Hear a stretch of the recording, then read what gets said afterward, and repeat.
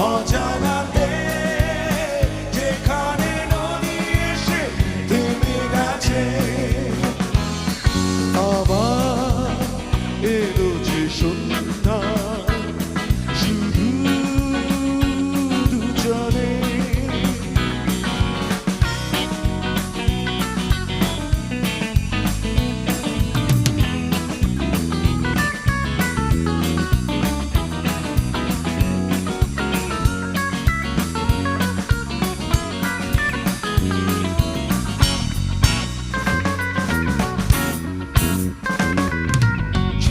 বনে হাওয়া ধুলো খেলছে